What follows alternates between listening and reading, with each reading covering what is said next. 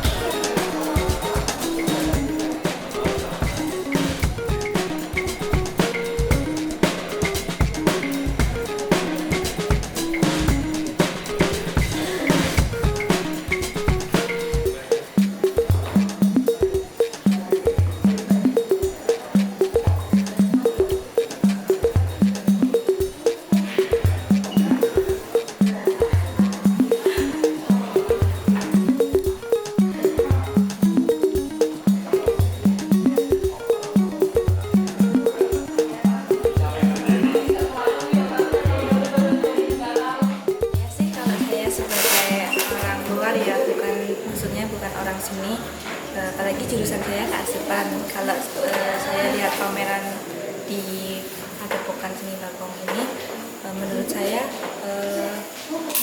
nangkepnya itu lebih ke apa ya, belum ada ide sih, tapi setelah dijelasin saya jadi tahu, oh ternyata dunia seni itu nggak sebebas apa yang di pikiran kita. Awalnya kita kan ngiranya kan seni itu bebas gitu, ada ya pokoknya santai gitulah, tapi ternyata di dunia seni itu juga ada kedisiplinannya. Tanpa kedisiplinan itu mereka juga nggak bisa, kata tadi ada yang menjelaskan, tanpa kedisiplinan mereka juga belum bisa meraih kesuksesan. Kayak seniman-seniman yang sudah ternama di Jogja sampai saat ini seperti Bapak Jadu, Bapak Buta, seperti itu. Kalau ke suasana kameranya, menurut saya mungkin kalau dari saya cahayanya itu kurang, tapi mungkin emang udah settingannya mungkin ya bang dibuat rumah kayak gitu. Tapi kalau bagi saya udah ada sih, estetikanya udah dapet, bagi saya udah pas.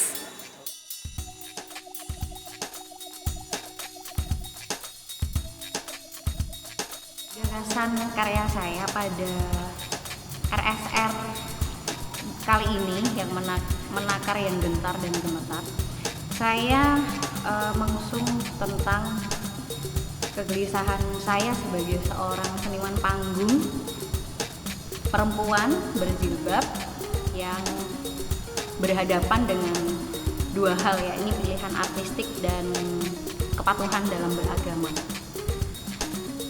Nah, kegelisahan saya ini yang saya bagikan lewat karya saya. Pada mulanya sebenarnya sesimpel itu, tapi kemudian saya kembangkan dan saya punya kesimpulan akhir bahwa sebetulnya saya sendiri sebagai seorang yang berjilbab itu punya batasan. Saya menyadari betul bahwa jilbab yang saya pakai itu membatasi peran saya, membatasi karakter yang saya pilih, membatasi cerita yang saya pilih, akhirnya terus kemudian membatasi gerak yang harus saya hadirkan di atas panggung ketika saya harus memakai jilbab. Karena yang sejauh saya tahu, disiplin panggung itu mensyaratkan orang-orang yang berada di atasnya atau aktornya itu punya motivasi tertentu. Nah, saya memaknai hal itu, kemudian merenungkan lagi, jangan-jangan pilihan artistik saya selama ini ngawur gitu kan. Jadi sebetulnya harusnya sih aktor sendiri sadar betul kenapa dia memakai jilbabnya di atas panggung, apakah ada konteks yang harus dihadirkan atau apakah ada maksud yang harus dihadirkan. Nah, pengalaman itu sih sebenarnya yang pengen saya bagi di ruang seni rupa yang menakar, yang gentar dan gemetar.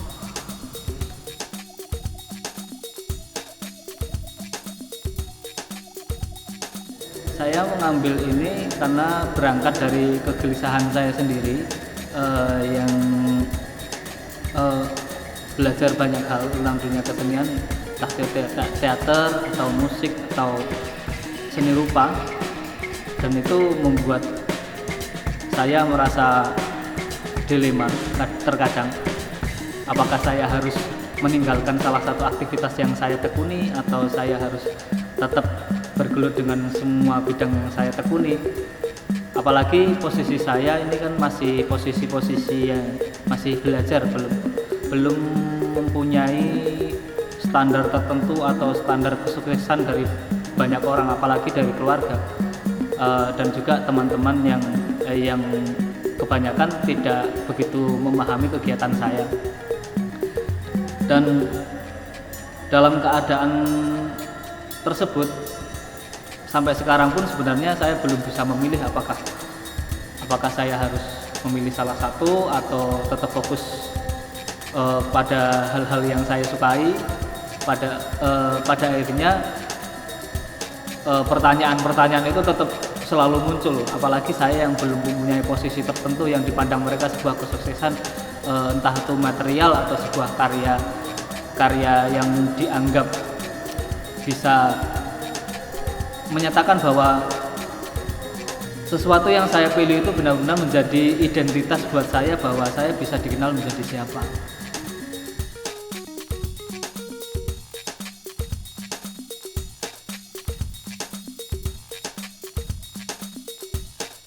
Gagasan awal untuk pameran Menakar yang Gentar dan Gemetar ini sebenarnya muncul dari kegelisahan saya gitu, sebagai perupa yang mencoba survive, lebih tepatnya pendatang baru untuk bisa terjun di dunia kesenian tuh tahapan-tahapannya seperti apa aja sih. Dan di sana saya mulai menemukan berbagai macam pola, mulai dari itu pola yang struktur maupun pola yang punya jalan pintas gitu. Dan saya menemukan berbagai macam observasi juga, lebih banyak diri saya yang keluar di dalam karya itu. Dan itu sih yang sering saya suarakan untuk pameran kali ini. Ya.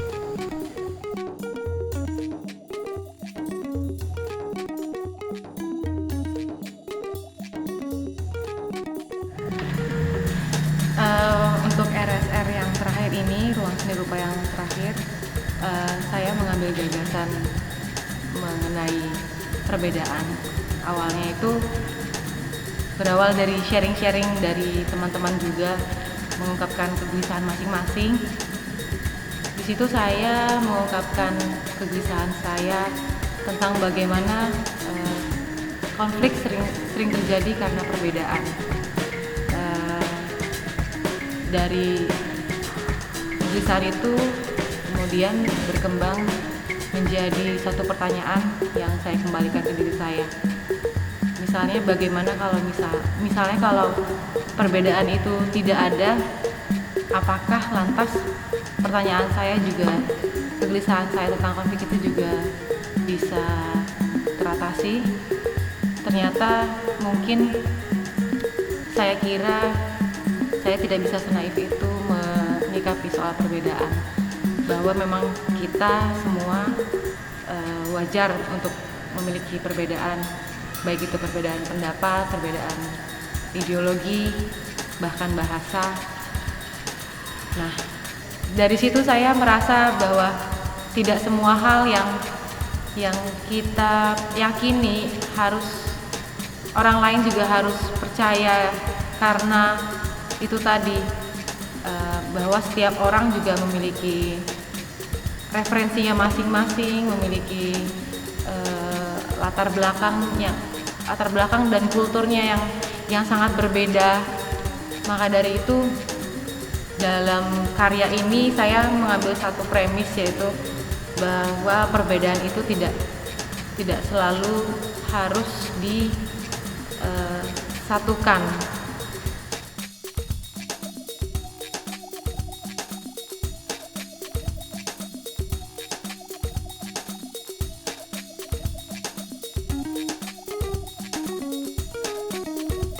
Karya saya menceritakan tentang kegelisahan akan menunda-nunda waktu. Jadi pada awalnya itu saya mengamati betapa mulainya dari diri sendiri, pengalaman dari diri sendiri yang melihat deadline-deadline yang seringkali tidak dipatuhi. Dan juga awalnya saya juga mewawancarai atau mengobservasi dari perbincangan bersama teman-teman yang bersinggungan dengan tenggat waktu.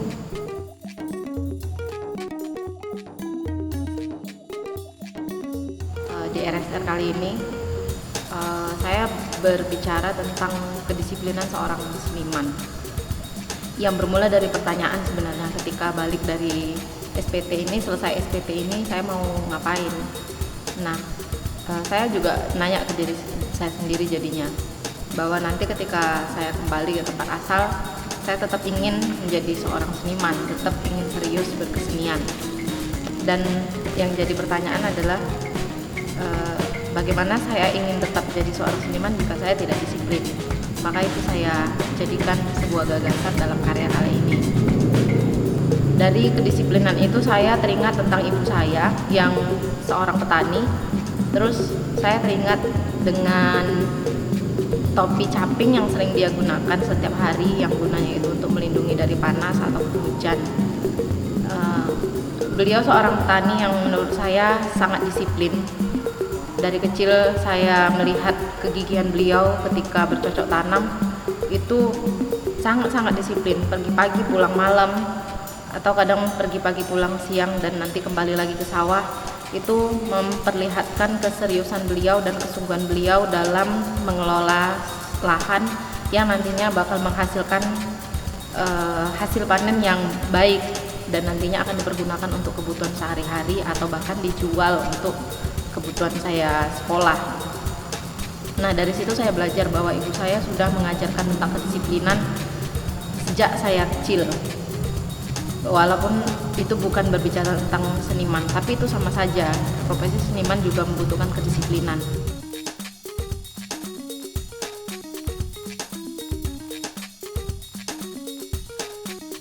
Gagasan dasar dari karya saya itu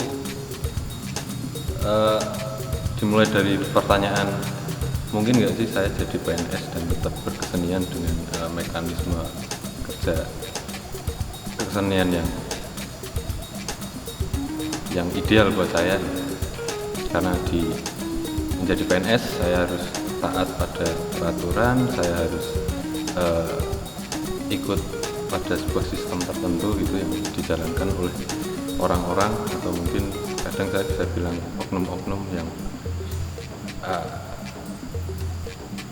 membuat saya berpikir bahwa tetap berkesenian di lembaga negara itu dengan menjadi PNS itu tidak mungkin.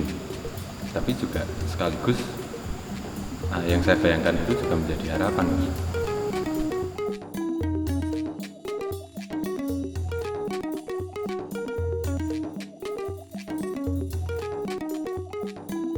Berbicara mengenai karyanya, membayangkan ya bukan saya mau menjadi profesi PNS gitu ya. Saya harus memilih yang mana gitu, apalagi posisi saya itu masih posisi belajar dan Ya itu yang terlihat menyenangkan sebetulnya, membayang